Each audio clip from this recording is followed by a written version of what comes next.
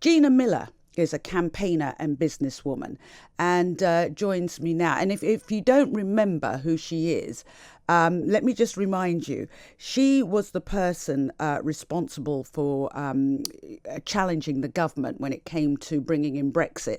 So, Gina, hello. Hello, how are you today? Hi, I gave a very poor, review of what you actually did. So, Gina, before you sort of popped up with your challenge against the government, I think it'd be fair to say nobody really knew who you were. And then all of a sudden, there you were in the spotlight.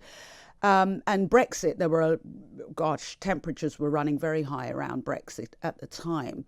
Just talk us through what happened to you.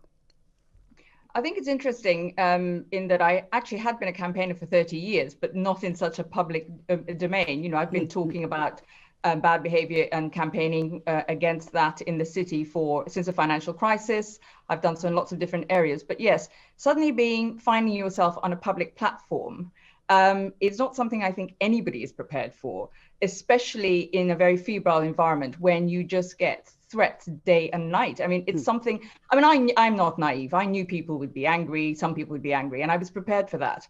What I wasn't prepared for was this idea that you belonged to people and that they can decide how to treat you. And, the veil of respect or any kind of understanding, it's just about venom.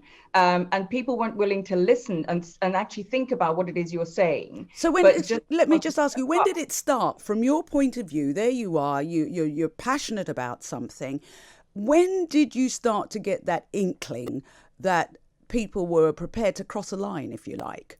It started the day we got permission to bring the case in that July in 2016. It started the afternoon. I have to say a lot of it because of the way certain media had positioned it as an anti-Brexit case, even though we had never from beginning to end used the word Brexit in the case. But it started straight away, and the violence started straight away. The idea that a woman of color, I should just shut up, be hung, lots of, every threat you can possibly imagine. And how were those threats delivered? In person?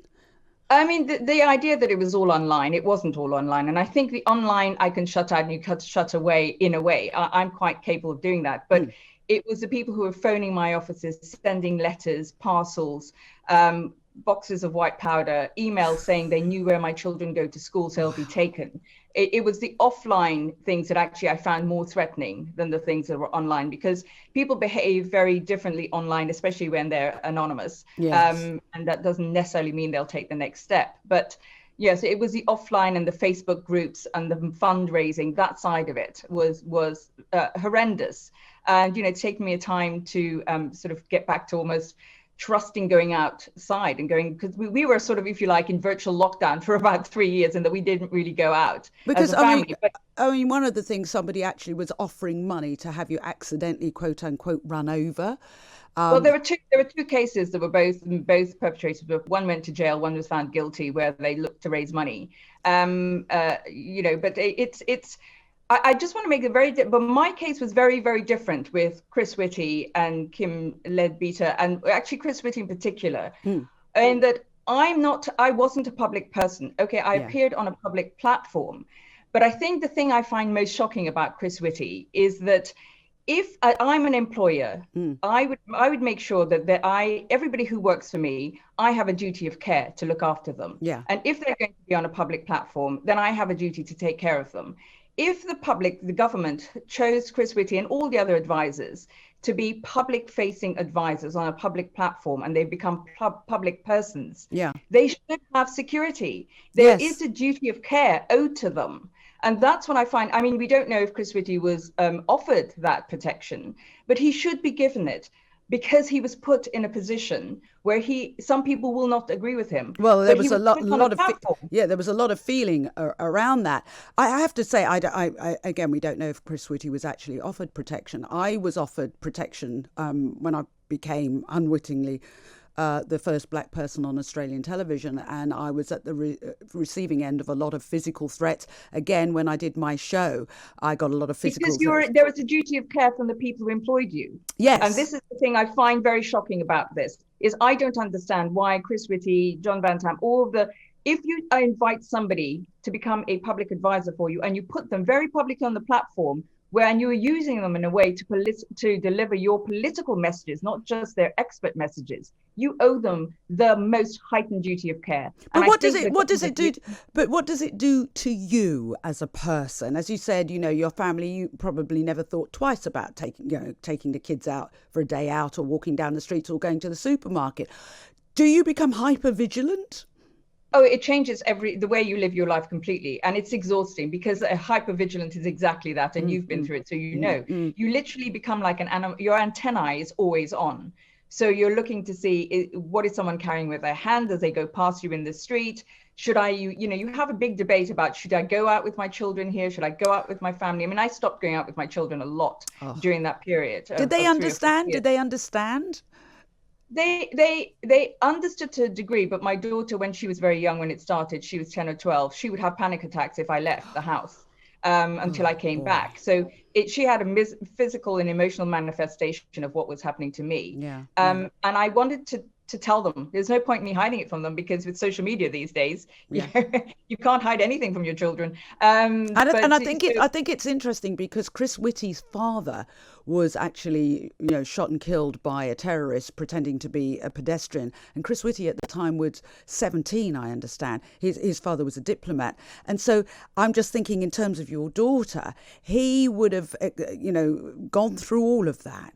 So when I saw the footage, Trish, I felt, he must have been absolutely terrified, because I think now that things have unrolled, the young men, I don't think they meant any harm. It was, they thought it was, exuberant behavior. I don't think they meant any harm. But still, he wouldn't have known that. Yeah. And it looked as though they were putting him in a headlock. He must have thought he was going to die.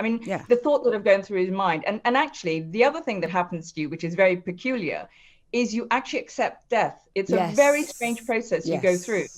And I started writing to my children. I started writing them letters.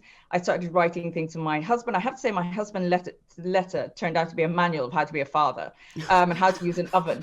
Oh God! We laugh, but it's really sad. But did you feel guilty? Did you feel guilty? I know I felt guilty. I felt really, really guilty.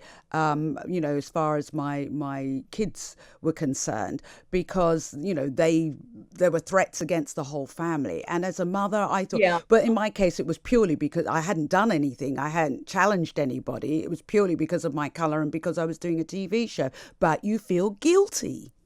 Well, I wouldn't say guilty. What happened is I made sure I sat and explained to them exactly what I was doing, exactly what the threats were saying. And I kept saying to them, a lot of this is racial and bigotry. It was a lot of it was racial, racist, and against them because they were mixed race. So I explained to them that I had to stand up and defend us because of the world I want them to live in. Yeah. But when you say, now I'm hoping things have died down, have they?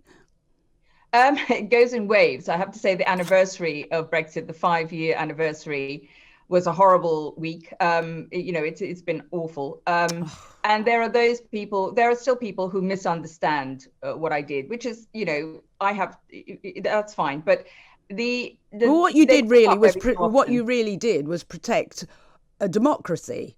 Parliamentary sovereignty, which is a thing we all wanted back. But anyway, that is, and I still think, though, that I have to take the time, and I do take the time, to reach out and talk to people who don't understand. And I think that's something I've just taken on as I think a duty I have for the position I now have. But I know I don't envisage it will ever go away completely, because somehow, and I tell you the thing, Trish, I find extraordinary, not just for me and for you, but actually women in any walk of life of color on a public platform, wherever they find themselves. The idea that it is normalized now to think that death or rape or violence against a woman of color is normal, normalized, is disturbing beyond belief. And I think we all have to speak out about that. Do you think more should be done when the threats start online first and foremost? Because that's where they seem to start and where they're bred from. Well, they start, and I've been working really hard on the online safety bill, and I have some concerns. I'm very pleased that it's coming back this year. That's one of the things I was campaigning for during lockdown.